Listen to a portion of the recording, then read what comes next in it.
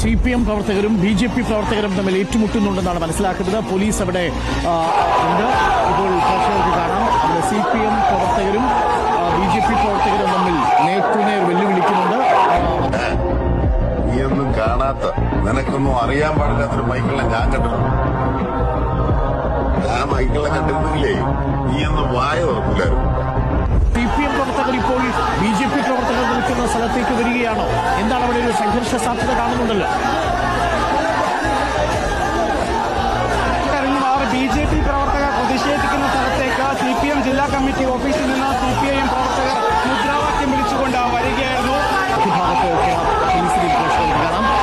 തൃശൂർ CPMന്റെ ജില്ലാ ഓഫീസിലേക്ക് BJP പ്രവർത്തകർ നടത്തിയ മാർച്ചാണ് ഇപ്പോൾ സംഘർഷത്തിലേക്ക് കടന്നിരിക്കുന്നത്. അവിടെ നിന്ന് മറ്റൊന്നും നമുക്ക് പങ്കുചേരുന്നു.